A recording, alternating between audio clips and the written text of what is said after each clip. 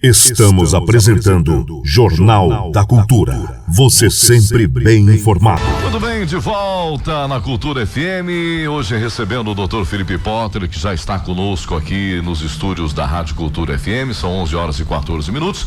Mas antes eu gostaria de trazer aqui informações, de repente, para você que já está acompanhando aí nas mídias sociais, né? Enfim, nos sites, até através dos canais de TV, porque repercutiu em todo o Brasil o Lázaro Barbosa de Souza, né? Um serial killer procurado em Brasília, Goiás, enfim, Goiás está em peso ali, o policiamento, as autoridades policiais tentando encontrar o Lázaro Barbosa de Souza.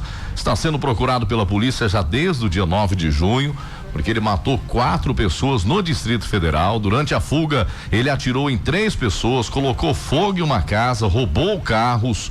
Lázaro Barbosa de Souza, ele nasceu em Barra do Mendes, interior da Bahia.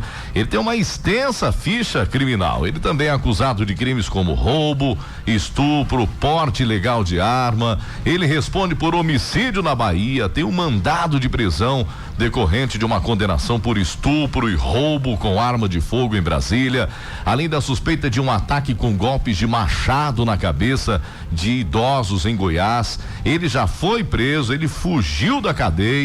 As buscas por Lázaro se concentram ali em Goiás, que está bem próximo aqui, né, da nossa Chapadão do Sul.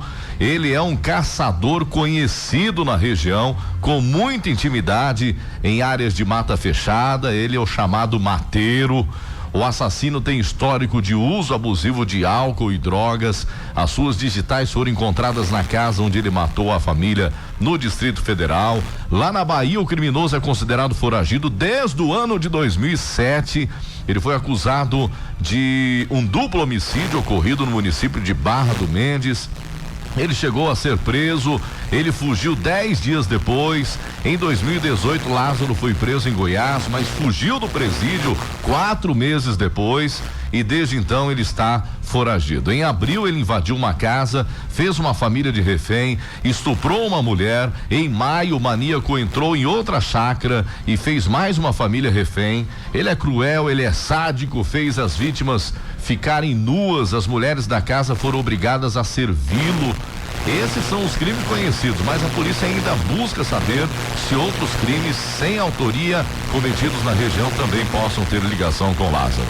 Em 9 de junho, ele invadiu a casa em Ceilândia, na área rural do Distrito Federal, matou um homem e os 2 filhos, fugiu levando a esposa da vítima, que depois foi encontrada morta 3 dias depois em um córrego da região. Cláudio Vidal de Oliveira, de 48 anos, e os filhos, o Gustavo Marques Vidal, de 21, e o Carlos Eduardo Vidal, de 15, foram mortos na madrugada do dia 9 de junho, dentro da chácara. Ele ainda sequestrou e assassinou a mãe dos jovens, a Cleonice Marques, de 43 anos. Depois de matar a família, Lázaro começou a fugir da polícia, aterrorizando moradores daquela região. Ele invadiu outras casas, cometeu roubos, fez reféns, baleou 3 homens. Na tarde de domingo, Lázaro roubou um carro em Cocalzinho, abandonou o veículo depois de avistar um ponto de bloqueio montado pela polícia. Na terça-feira, antes de ontem, ele acabou baleando um policial durante o cerco no Milharal, em Cocalzinho de Goiás, município do entorno de Brasília. Durante uma troca de tiros, Lázaro disparou, então, atingiu o rosto da polícia militar, do policial, que se feriu aí sem gravidade. Enfim, esse é um currículo, né, de terror que tem o cidadão ali, Lázaro Barbosa de Souza, que está sendo procurado no estado de Goiás. Hoje nós estamos recebendo o delegado Dr. Felipe Potter e eu trouxe aqui essa matéria para a gente contar um pouquinho quem é Lázaro Barbosa de Souza. Ô doutor, o senhor aí na sua experiência como policial, que eu sei que o senhor já foi inclusive policial militar, né? Salvo engano. Policial civil, enfim, o senhor já tinha ouvido falar de alguém com tanta periculosidade assim, ou uma pessoa tão atormentada como essa? Bom dia, doutor. Bom dia, Marlon, bom dia aos ouvintes da Cultura. Satisfação estar aqui de novo. Pois é, rapaz, esse caso aí tem chamado a atenção. Eu já fui policial civil na cidade de Tumbiara, lá em Goiás, e O pessoal da Polícia Civil e Polícia Militar de Goiás, inclusive, entraram em contato conosco aqui. Olha só. Para nos alertar sobre a possibilidade desse cidadão passar pela região, uma vez que a cidade de Chapadão do Sul é fronteira, né, divisa de estados aqui com Goiás, para que a gente fique atento sobre a passagem desse cidadão. Nos foi comunicado aí o nome dele, fotos, né, e o histórico, para que a gente tenha bastante cuidado, se tratando de um indivíduo aí muito perigoso. Essa experiência dele de mato torna difícil a captura. Nós tivemos um caso aqui parecido com um indivíduo que era mateiro, não sei se o senhor vai se lembrar da questão do Sidney ali na Pedra Branca. Foram 3 meses de busca até que a gente conseguiu pegar ele, né, numa zona ali de mata. Essa experiência como mateiro realmente dificulta o trabalho da polícia. Mas a Polícia de Goiás está empenhada, a gente aqui também está de olho para avisar ou para capturar ele, caso ele venha para cá, né? E é uma questão de tempo aí até que a polícia consiga resolver essa situação. Tem que também relembrar e elogiar, né? É importante destacar o trabalho da perícia papiloscópica, né? Que foi quem conseguiu no local do crime, através das impressões digitais dele, identificar essa pessoa, né? Porque sem autoria definida você não sabe quem procurar, né? Nesse caso aí ele está encurralado e está fugindo justamente porque teve a sua identidade identificada. E a proporção que tomou essa matéria com o pessoal inclusive já mandando até memes em WhatsApp, divulgando a foto dele, divulgando vídeos, ele não tem para onde correr. É uma questão de tempo até que a polícia de Goiás consiga fazer a captura dele, né? Pelo histórico aí de reação à atividade policial, né? Reação à prisão, inclusive baleando um policial, acho difícil que ele seja preso sem que reaja, né? Acho difícil que ele vá se entregar, já tendo essa ficha criminal extensa e esse histórico de violência. Doutor, eu confesso que eu fiquei bastante assustado agora, já nesse início de jornal, quando o senhor falou que o pessoal, que a equipe de Goiás já procurou o delegado do município. Ou seja, se há esse alerta, é porque de repente pode acontecer desse cidadão descer para cá, né? Existe essa possibilidade real mesmo, doutor? Não, é uma questão, pode ficar tranquilo, é uma questão de mera precaução, sim, né? Por se tratar município de divisa, esse alerta está sendo dado nos grupos policiais de toda a região. O pessoal ligou na delegacia aqui para alertar-nos, né? Caso ele tente passar, a gente sabe que uma rota de fuga que é muito usada pelos criminosos é conseguir alcançar o Paraguai, né? E para que se saia de Goiás e alcance o Paraguai, tem que passar por aqui. De qualquer maneira, não há motivo para alarde, não tem nenhuma informação de que ele venha para cá. Até mesmo a cidade de Cocalzinho, que é onde ele fugiu pela última vez, é distante. Aí mais de 500 quilômetros daqui da nossa cidade, né? Você ainda tem que passar por Goiânia antes de chegar aqui. E aqui a gente está muito bem equipado, né? A gente tem a Polícia Civil, a Polícia Militar de Chapadão do Sul, a Ambiental aqui, que corre toda essa região de mata. A gente tem o COB, o Comando de Operação de Divisa, que é da Polícia Militar, que também é atuante aqui nas fazendas, tá direto andando aí na zona rural.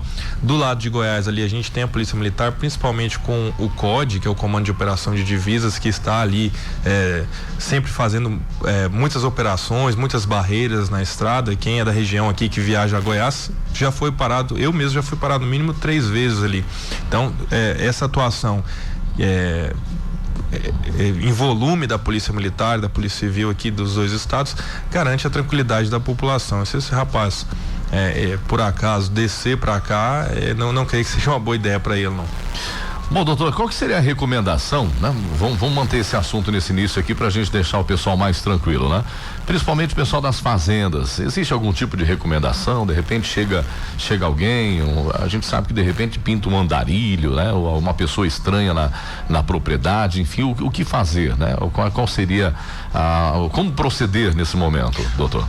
Bom, a Polícia Militar e a Polícia Civil aqui de Chapadão, tendo toda essa estrutura, eu recomendo que o pessoal fique em alerta e, caso apareça alguém nessa situação, que acione a Polícia Militar, que acione a Polícia Civil, que a gente vai atrás, vai investigar, vai ver quem é, né? É importante o pessoal de fazenda aqui em Chapadão tem relativa tranquilidade, até porque o número de furtos e roubos aqui em zona rural diminuiu bastante nos últimos anos, mas que mantém a guarda alta, que mantém a vigilância, né? E que caso venha a haver alguma atitude suspeita, algum carro suspeito, que acione a polícia, que a gente irá até o local para fazer o levantamento. Bom, eu acredito que acho que talvez até Goiás não passou nos últimos 50 anos por uma situação tão grande quanto essa, né? Inclusive o senhor é de Goiás, né? Goiano. Gostaria que o senhor falasse, só para a gente trazer um pouquinho mais de detalhes, como que a polícia trabalha nesse momento lá em Goiás? Por exemplo, a cidade ali de Cacoalzinho, é isso, né? Cocalzinho. Ela está totalmente cercada ali, a zona rural. Como que procede nesse momento para que ele não vá para outro município, enfim? A gente tem acompanhado, eu particularmente, por ter amigos na Polícia Civil, na Polícia Militar de Goiás, a gente tem acompanhado o trabalho deles lá. E a Polícia de Goiás, tanto civil quanto militar, em peso, está empenhado nisso aí. Eu tenho um amigo que trabalha lá num grupo especial, o GT3, que é o equivalente aqui do Garras no estado. Ele está embrenhado na mata lá, inclusive dia e noite, andando por rios, andando por córregos, procurando esse rapaz. Eu acho que não tem mais muito para onde esse suspeito fugir, né? Essa questão dele ser mateiro com certeza irá atrasar um pouco, mas eventualmente ele vai ser encontrado. O cerco da Polícia Civil, da Polícia Militar de Goiás está muito grande na captura desse rapaz, até pela proporção midiática que esse caso tomou, né? Exatamente. Então, para que a população se sinta segura, para que a população volte a respirar tranquila, a polícia em peso do estado de Goiás está atrás desse rapaz. E a gente sabe aqui, por ter experiência de trabalho lá e por ter um convívio aqui com o pessoal do COD, o pessoal da Polícia Militar de Goiás, da competência e do afinco, da eficiência com que eles trabalham. É uma questão de tempo até que ele seja capturado. Parece que a informação é que o Lázaro tá com uma mochila, né? Inclusive tem um vídeo que foi divulgado, nessa mochila com munições, né? Parece que alguns mantimentos também, enfim, ele é mateiro, ele sabe o que faz, né? Ele tem essa vantagem, né? Digamos assim, perante aos policiais, porque conhece a mata, enfim. Bom, será que a ideia é o seguinte, ele tem muita munição ali, ele tem muita arma ou não? De repente ele tem uma pistola e tem munições? Bom, essa informação eu não sei precisar, até porque o que eu sei são alguns relatos e algumas informações que a gente vem de lá. Ele está armado, até porque já reagiu e manteve essa família refém aí, cometendo essas barbaridades, mas o fato dele ser mateiro dá alguma vantagem, mas eu garanto que a Polícia Militar e a Polícia Civil de Goiás tem muito mais pessoal, às vezes até com mais conhecimento. O pessoal do GT3, por exemplo, de lá tem um treinamento extensivo de combate em área de selva, de treinamento de mergulho, treinamento de paraquedismo, de rapel. É impossível que esse cara saia dessa situação sem ser, no mínimo, preso. E se reagir, com certeza, dada a proficiência dos policiais de lá, ele vai pro buraco. Esse CPF deveria ser cancelado, viu? Inclusive, só falando sobre a questão de selva, né? Do trabalho, nós temos hoje um trabalho de campo, né? De selva, que é um dos melhores do mundo, né? Inclusive, são vários os exércitos de outros países que procuram o Brasil para esse trabalho de terra, né? Então eu tenho certeza que a gente vai superar esse senhor aí. Vamos esquecer ele agora um pouco, Lázaro Barbosa de Souza, mas ainda nessa questão de precaução, doutor. Hoje mesmo eu vi uma reação sua quando o senhor chegou aqui na emissora, que eu achei muito importante, que é de você tentar identificar a bandidagem, né? De repente o comerciante está ali, a situação já está complicada pro comerciante, e aí ele vê ali um cidadão que está parado, está olhando, tá fazendo o quê, né? Fazendo nada ali, né? É importante isso também, doutor, que não só o comerciante, mas o cidadão comece a olhar com outros olhos também quem está por perto, quem está lhe seguindo, quem está perto da sua casa. Essa reação que o senhor comentou aqui na chegada foi da atitude suspeita no cidadão que estava aqui na frente. Exatamente. E isso é natural do policial civil, policial militar. A pessoa que trabalha com exército ou segurança de alguma forma, ele tem sempre esse instinto de proteção, antecipar as possíveis ameaças que estão ao seu redor, né? E esse é um exercício constante que você deve desenvolver, e não só o policial, né? O policial já o faz porque é natural do seu trabalho. Mas o cidadão comum, na hora de entrar e sair de sua residência, o comerciante, o gerente de banco, antes de abrir o seu comércio, na hora de chegar à sua casa à noite, na hora de fechar seu comércio para ir embora, ele também deve ter essa atitude de vigilância constante, de olhar, não tirar um pouco a cara do celular às vezes e olhar para o meio, o que tá ao seu redor, né? Quem que tá ali que pode ser uma ameaça, quem que tá em atitude suspeita. A gente tem aqui um contato direto, pessoal, a maioria dos comerciantes aqui tem meu número pessoal para entrar em contato, e mesmo os que não têm, a população em geral tem um contato muito grande com a Polícia Civil aqui e a Polícia Militar. Tanto a Polícia Civil quanto a Polícia Militar sempre atendem prontamente essas questões de investigação de indivíduos em atitude suspeita. Você vê, ontem mesmo recebi aqui de 2 conhecidos, um comerciante que mandou um vídeo de um pessoal que passou em frente à loja dele em atitude suspeita olhando para dentro. A gente já identificou esse pessoal e começou a monitorar aí qual que é a intenção deles com relação a esse comércio. Um outro rapaz aqui me mandou um vídeo de um rapaz que tocou a campainha dele 3 vezes à 1 da manhã e saiu correndo. E a gente também vai identificar esse rapaz para saber o que ele queria tocar na campainha dos outros às 3 vezes à 1 hora da manhã. Essas atitudes de prevenção, elas ajudam demais o trabalho da polícia, né? Porque uma vez que o crime foi feito, é mais difícil que você corra atrás, né? É mais difícil depois você recuperar um bem, você apagar um trauma, alguma coisa nesse sentido. É melhor que se previna. Então, essa atitude de alerta constante é importante que o cidadão tenha ela também, o comerciante tenha, o fazendeiro tenha. E em vendo alguém em atitude suspeita, em vendo alguém que está ali, que não é da rua onde você mora, que está ali aparentemente fazendo nada, olhando para dentro da sua casa, que acione a Polícia Militar, que acione a Polícia Civil, que a gente sempre tem atendido com bastante eficiência nesses casos. E é importante também trazer detalhes, né? Falar, olha, o cidadão tá de blusa vermelha, enfim, de uma calça assim, um boné e tal. Veja bem, nesse caso que a gente foi acionado ontem, a identificação foi possível através das câmeras de segurança, que por sinal são câmeras bem de qualidade muito boa. Então, isso também é importante, né? Quantos e quantos crimes na cidade não são solucionados com o auxílio de câmeras de segurança, em primeiro lugar?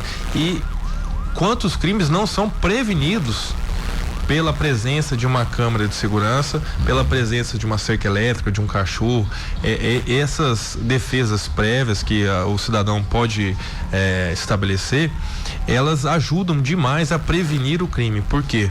Porque o bandido, ele é um oportunista, ele anda pelas ruas, ele passa pelas casas procurando aquela casa onde exista, ou aquele comércio onde exista o menor número de obstáculos, né? Olha, essa casa não tem cerca elétrica, essa casa, o morador sai daqui de manhã cedo quando não tem ninguém e ele não presta atenção na saída, essa casa não tem cachorro, essa casa não tem câmera, esse comércio aqui a porta fica aberta, tem pouco movimento de pessoas. Então ele sai procurando esse tipo de oportunidade onde ele possa cometer o crime com a maior chance de sair impune. Então tanto esse sentimento de alerta que deve existir a todo momento, quanto essa preparação prévia, ela é muito importante para que se evite o crime. Por isso que toda vez a gente, atendendo a locais de crime, a gente sempre presta uma pequena consultoria ali. Olha, põe uma grade na janela do banheiro que dá pros fundos onde tem um lote baldio, põe uma câmera de segurança, compra um cachorro, põe uma cerca elétrica, às vezes até já existe o sistema de monitoramento e a gente reposiciona as câmeras para que fique de uma maneira onde se identifica a entrada e saída de pessoas no local.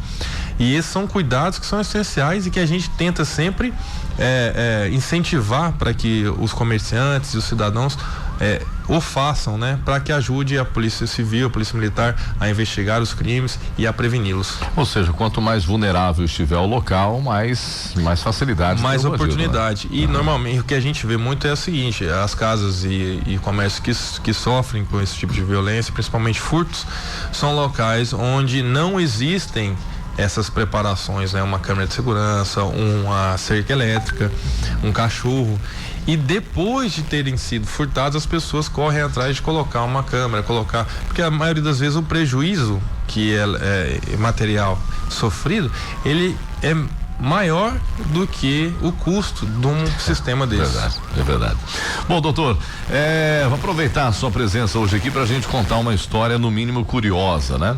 Que é a do Mário que desapareceu, do José que morreu, que o João matou o Mário, que matou o José, que acidentaram, enfim, uma confusão danada, né? Essa notícia que repercutiu alguns dias atrás, né?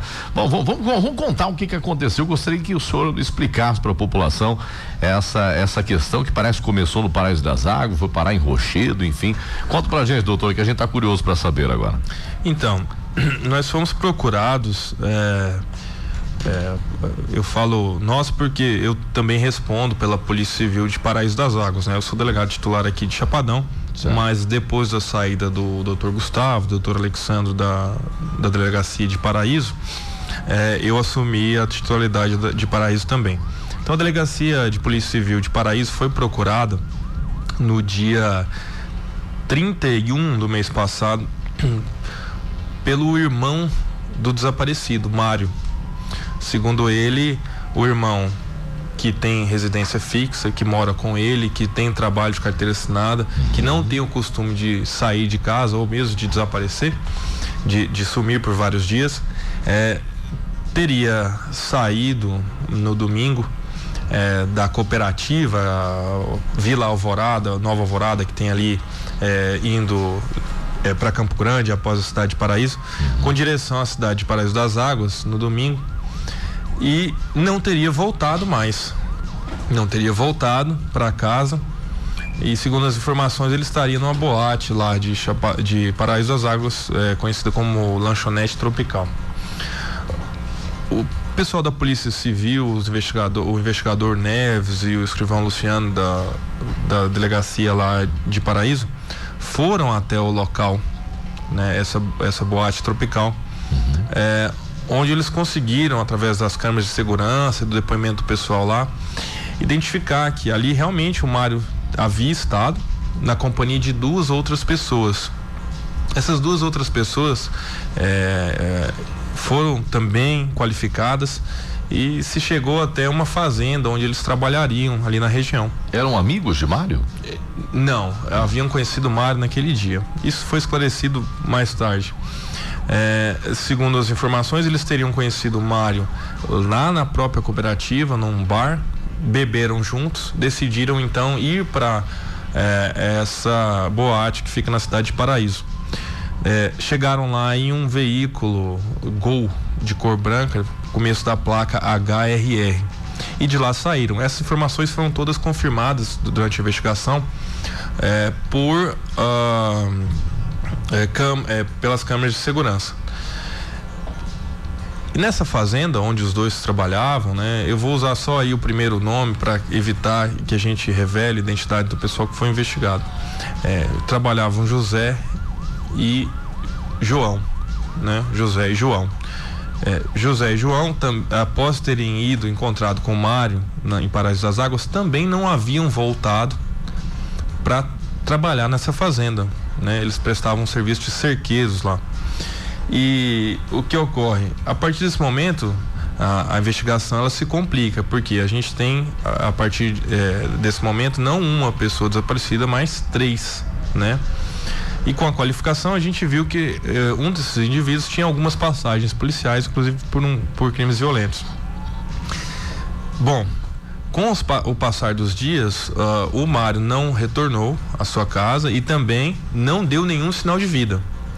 Mas pelo contrário, José e João deram sinal de vida. Eles entraram em contato com o patrão pedindo o depósito de R$500 para que retornassem à fazenda. Segundo eles, estariam na cidade aqui da Aquidauana e teria acabado o dinheiro deles, e isso já na quarta-feira, ou seja, 5 dias após o desaparecimento, né?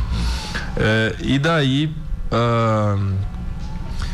a partir desse momento, a gente começou a trabalhar com a hipótese de possível homicídio, né? Uma vez que esses 2 rapazes teriam dado sinal de vida, teriam recebido esse depósito e não retornaram, ainda assim, depois desse depósito, não retornaram à fazenda para trabalhar.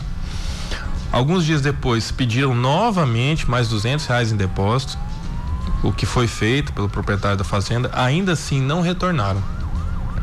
Bom, no sábado, isso já vão dar 6 dias depois do desaparecimento, a gente teve a informação de que o veículo tinha sido avistado na cidade de Rochedo. Rochedo. Isso, a cidade de Rochedo.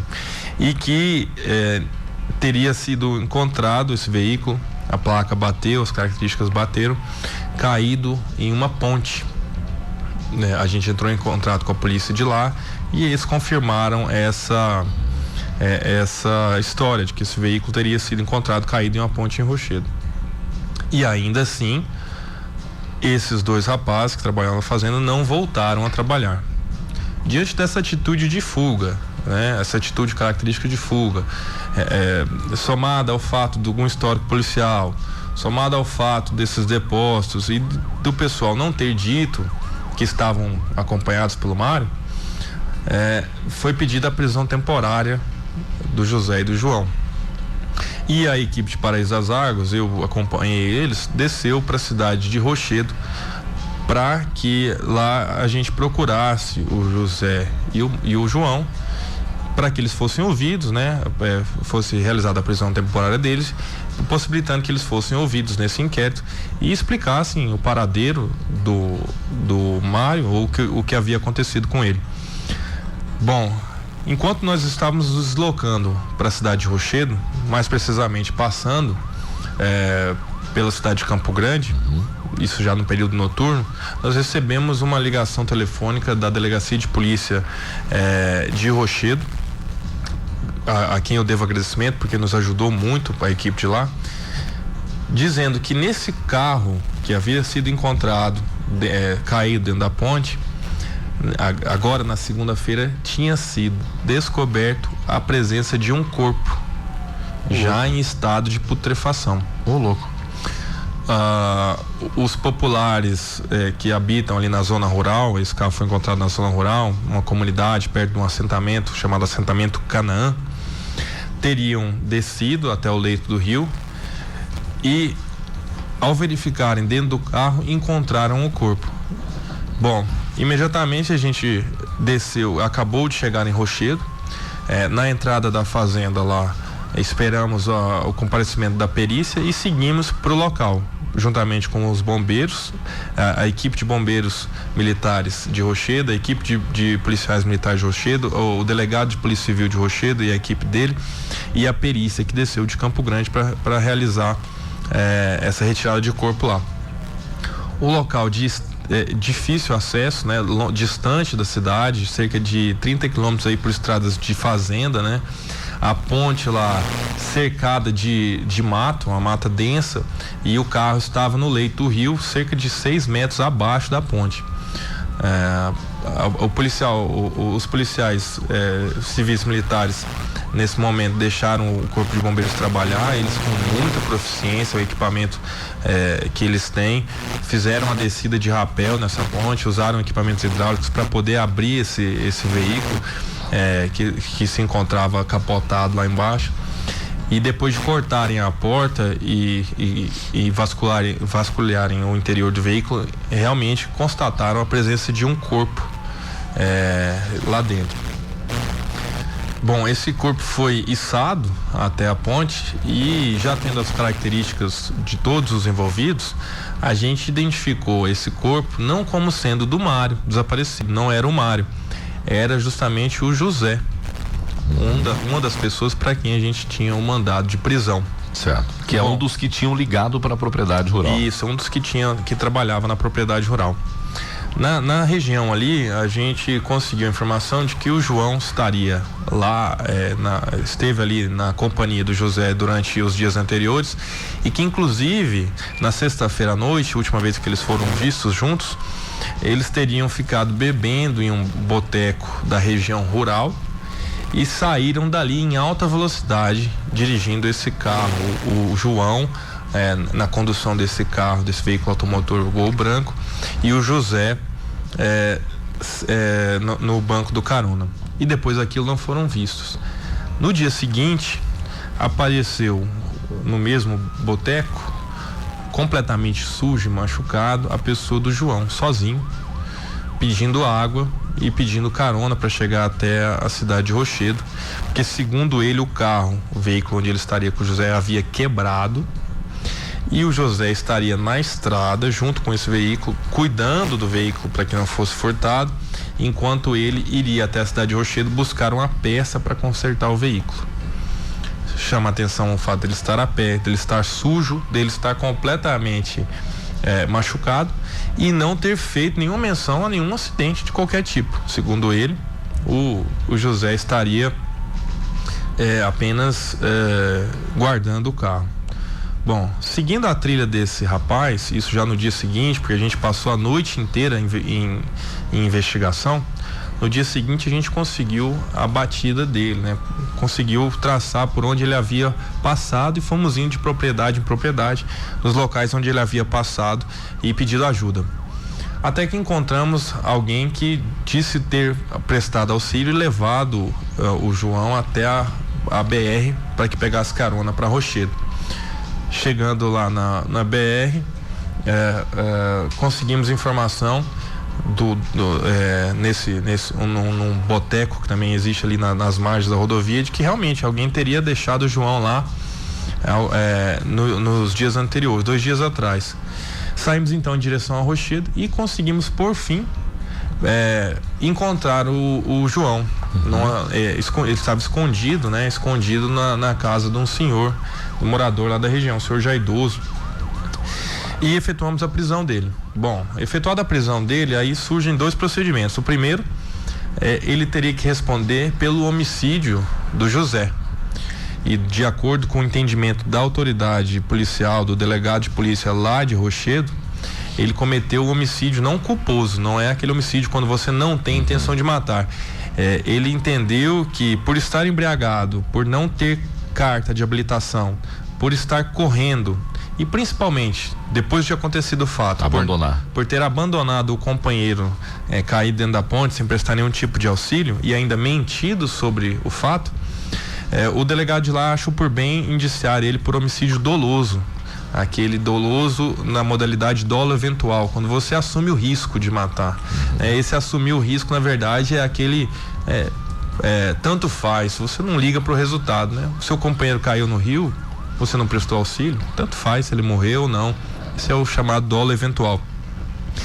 Então ele foi lá, ouvido na delegacia de polícia lá de Rochedo sobre esse fato da morte do companheiro. Lá ele foi indiciado pelo homicídio doloso de José. E após esse indiciamento, isso já é a hora avançada da noite, conseguimos então finalmente trazer ele para a cidade de Paraíso das Águas, para então começarmos a investigação do outro caso, né? Do caso do desaparecimento do Mário. Bom, na quarta-feira então de manhã, isso a gente conseguiu pegar ele já na terça-feira à noite. Na quarta-feira de manhã, o doutor Matheus Cartapati, promotor de justiça do júri aqui, até por se tratar de um caso de repercussão e um caso de júri, fez questão de ir até a delegacia de polícia para acompanhar o depoimento do João, né?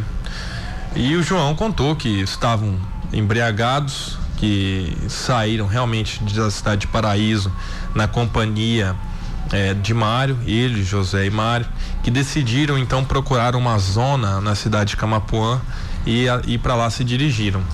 Segundo ele, todas as zonas estavam fechadas, né?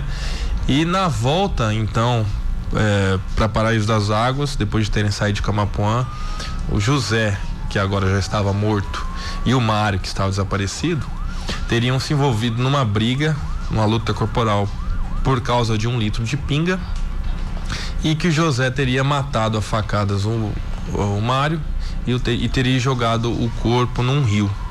Saímos então à procura desse rio. Em Paraíso das Águas ainda. Em Paraíso das Águas. Certo. O primeiro rio que a gente foi o São Domingo, São Domingos, salvo engano, que era um rio curto, um rio estreito. O Mário, acompanhado aí dos policiais, disse que não era aquele rio, que se tratava de um rio mais largo, dando detalhes de mancha de sangue, de forma como o cadáver foi jogado, da largura do rio, disse que não era aquele rio. Nos dirigimos então até o Rio Verde, que é na divisa dos municípios de Paraíso das Águas e Camapuã, e lá ele deu detalhes da placa onde ele parou o carro, do modo como jogou o corpo, que seria aquele rio mesmo. Voltamos então a Paraíso, ele prestou depoimento na presença do promotor de justiça. E aí ele já tinha inclusive passado por atendimento hospitalar, porque ele está com a clavícula quebrada devido ao acidente que sofreu. Foi arrumada roupa para ele, foi arrumado alimentação, produtos de higiene, tudo. Na presença do promotor, inclusive, ele mentiu novamente, disse que realmente o Mário teria sido morto pelo José. Esse depoimento foi colhido aproximadamente às 2h da tarde, né? Quando foram 18 horas da tarde, quando deu 18 horas da tarde, o Mário aparece. O Mário, 11 dias desaparecido, equipe dos bombeiros com mergulhadores que vieram de Campo Grande procurando ele no Rio Verde, equipe dos bombeiros daqui de Chapadão fazendo buscas na região, a família preocupada, eu 2 dias sem dormir, a equipe descendo para Rochedo, andando em zona rural, ele me aparece, o Mário aparece. Perguntado sobre onde estaria, disse que acordou, que realmente estava na companhia de José e João, na cidade de Paraíso, quando decidiram ir até uma zona na cidade de Camapuã. Só que ele, muito embriagado, e isso é confirmado pelas câmeras de segurança da boate onde eles estavam em Paraíso. As câmeras de segurança lá mostram que os 3 estavam em estado completo de embriaguez, não conseguiam nem parar em pé. Eles teriam pegado esse carro e ido para Camapuã, só que ele dormiu no caminho, entrou em praticamente um coma alcoólico aí no caminho entre Paraíso das Águas e Camapuã, e acordou na cidade de Campo Grande, sem os tênis, sem dinheiro, sem celular, jogado em uma sarjeta da cidade de Campo Grande. Em Campo Grande, na capital. Segundo ele, não sabia nem aonde estava, né? Depois que veio a saber, perguntando que estava na cidade de Campo Grande. Lá procurou assistência social para conseguir algum tipo de ajuda.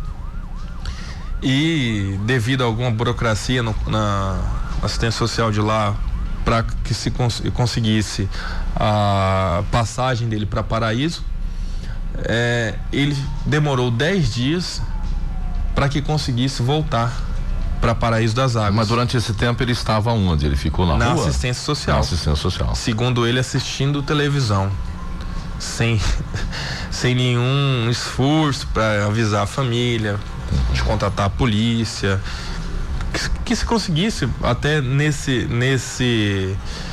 momento aí. O trabalho das rádios é muito importante, porque a gente sabe que a rádio presta um serviço de informação social, né, de pessoas desaparecidas. Sim, quando se encontra documentos, celulares, a rádio sempre anuncia. Ele poderia, por exemplo, ter ligado aqui na Cultura, porque vocês estavam noticiando o caso, e ter falado, estou vivo, né?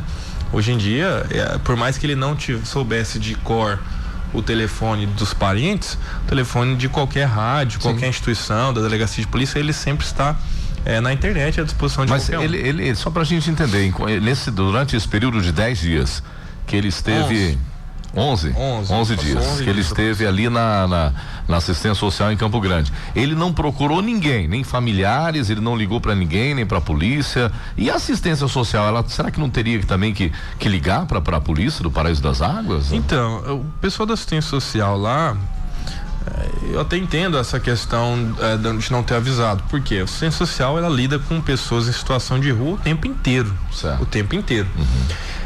Eles não têm como fazer uma triagem de quem está desaparecido, quem está em situação de rua, quem é indigente, quem se perdeu da família, quem não quer ser achado, eventualmente. Muitas dessas pessoas que se encontram em situação de rua, estão brigados com a família, eles não querem ser encontrados.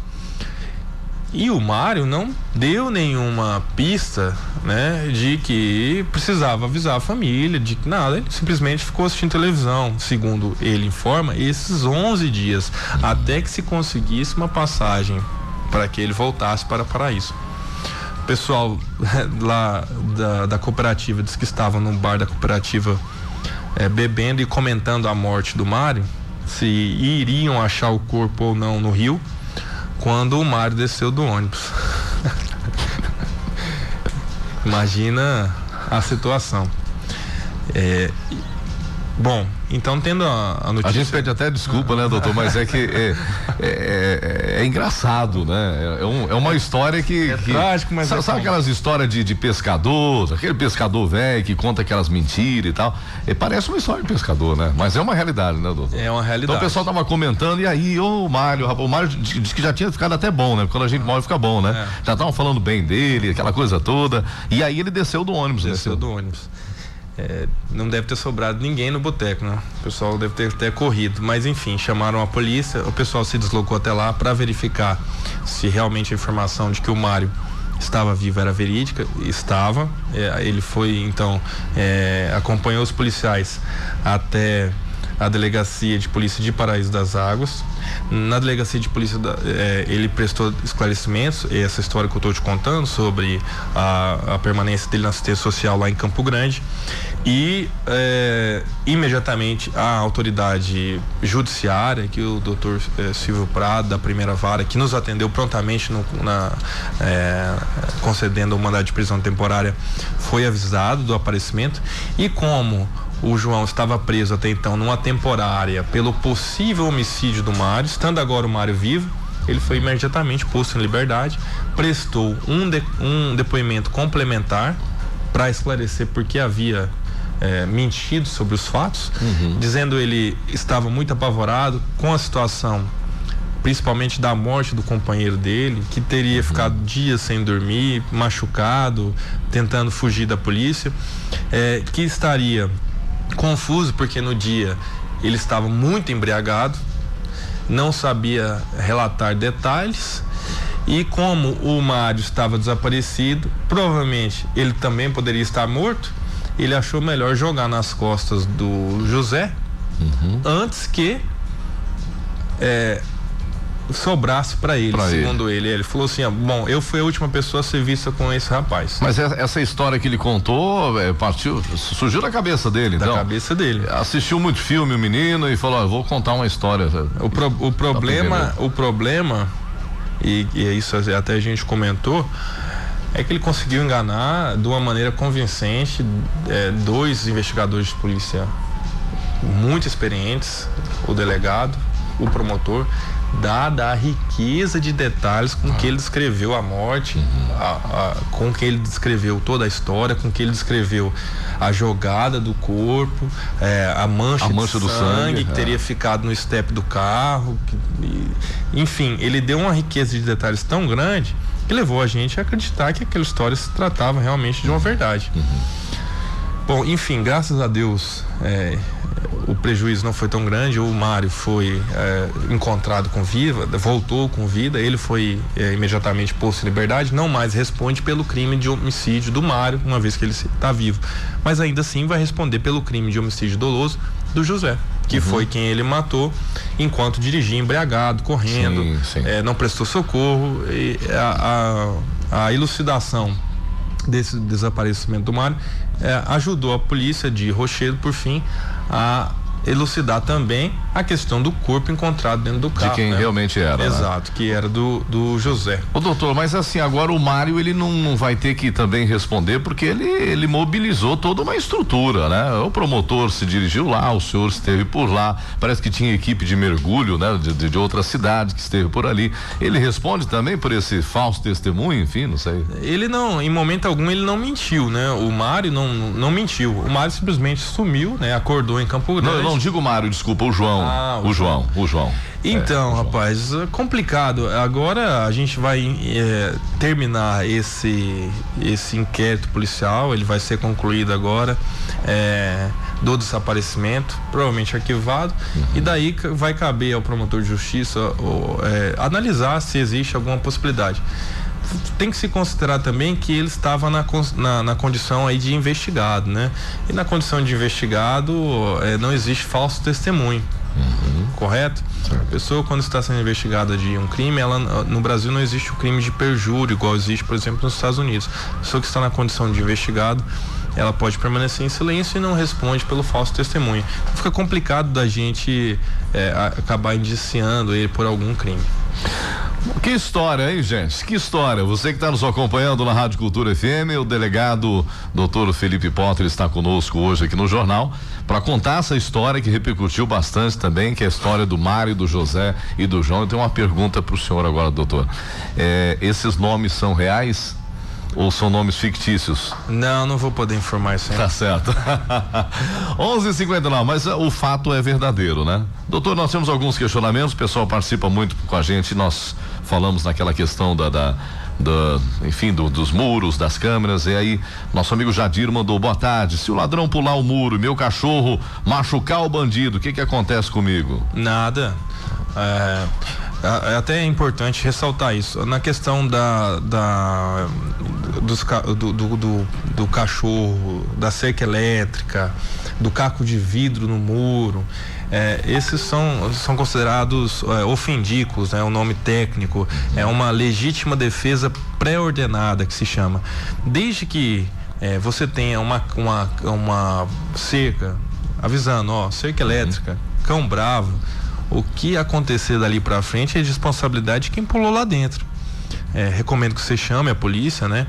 É importante ressaltar que o simples fato do ladrão pular para dentro não dá o direito de legítima defesa ao ponto de matar, mas dá a legítima defesa da propriedade. Você pode ali segurar o rapaz, prender ele, ou no caso de quem tem arma de fogo legalizada em casa, né? De que o renda e aguarde a chegada da polícia. Mas se o ladrão pular para dentro e tomar um choque na cerca elétrica, cortar a mão no caco de vidro, se o carro ou se o cachorro o morder, você não responde por nada. Temos outro questionamento, vamos aproveitar a vinda do doutor aqui. Bom dia, Marlon. Essa noite eu liguei para a polícia, meu vizinho estava batendo em sua família. O policial que atendeu falou que ia mandar uma viatura, provavelmente ligou na polícia militar, eu acredito, né? E não mandaram, e o vizinho continuou agredindo a esposa, que gritou muito, né? Meu pai deu um grito com ele, aí ele parou com as agressões, mas a viatura até agora não chegou por lá. Quero saber se tem horas para ligar para a polícia, para eles virem socorrer alguém. Esse é um serviço mais da polícia militar, seria, né, delegado? Então, os casos de violência doméstica aqui no nosso município são bem abundantes, né? A gente verdade. Tem um problema sério de violência doméstica.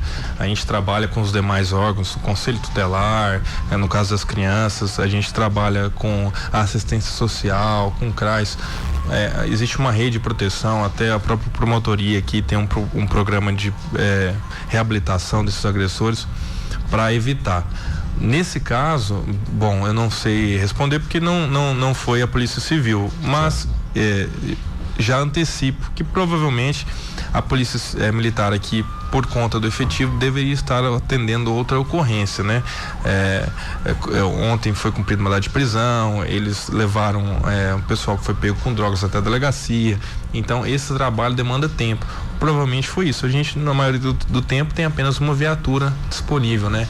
E existe realmente essa dificuldade de atender todo mundo que liga para a Polícia Militar. Bom, e por falar em prisões, doutor, vamos falar um pouquinho sobre as últimas prisões. Vamos dar uma atualizada o cidadão sul-chapadense sobre o serviço da Polícia Civil aqui, né, local, na cidade de Chapadão do Sul.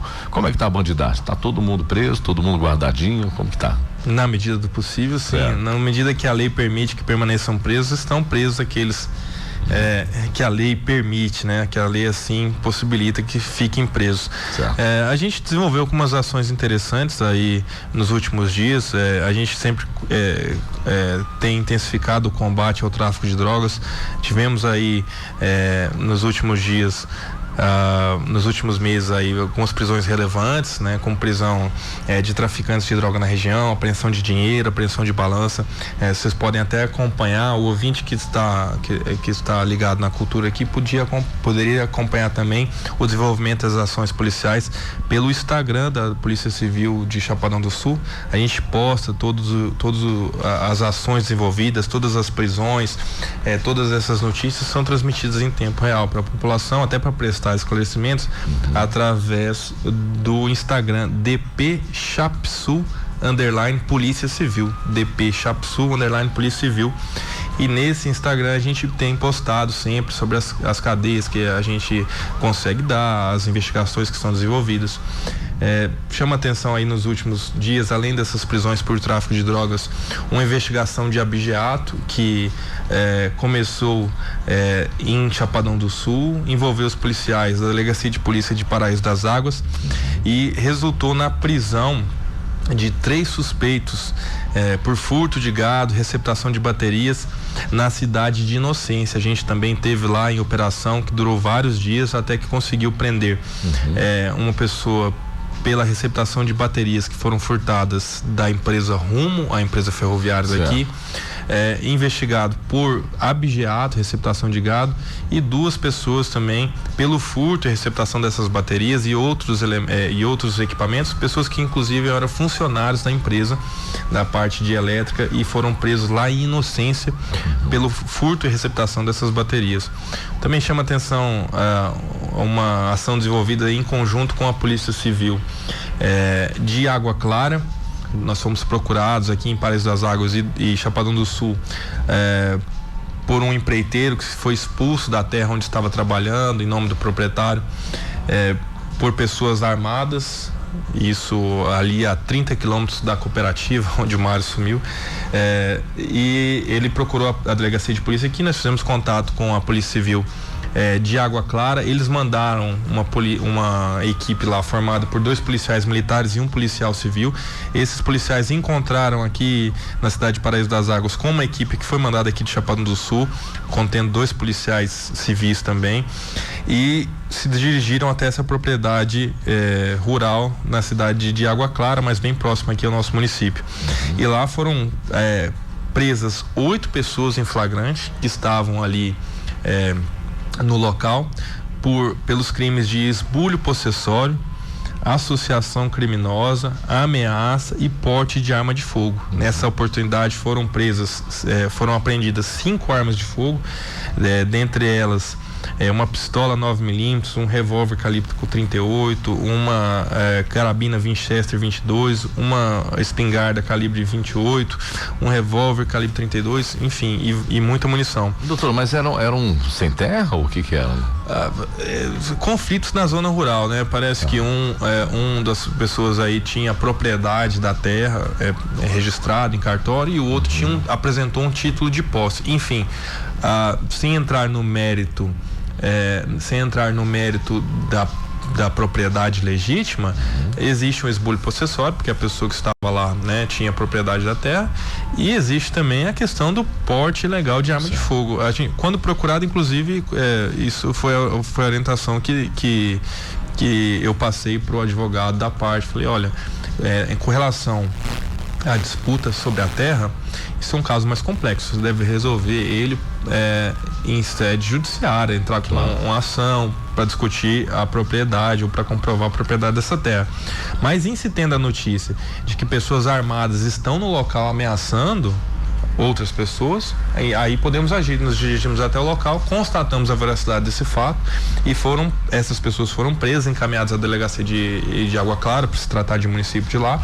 A equipe retornou aqui a Chapadão do Sul com a apreensão dessas armas aí, bastante munições e armas de fogo.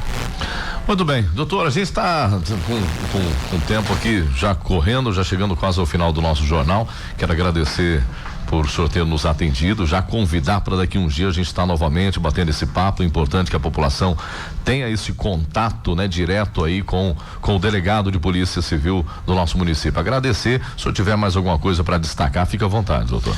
Não, só agradecer a oportunidade de estar aqui na Cultura novamente para esclarecer esses casos aí que a população fica curiosa no tocante ao trabalho da Polícia Civil. Dizer que a Polícia Civil está à disposição do cidadão que compareçam até a delegacia para que sejam atendidos, para passar uma denúncia, para passar uma informação, ou mesmo só para tomar um café lá com a gente. A cidadão é sempre bem-vindo. Muito obrigado pelo espaço, muito obrigado pela Cultura FM me receber de novo e até mais. Tá certo. Obrigado, doutor. Cultura FM.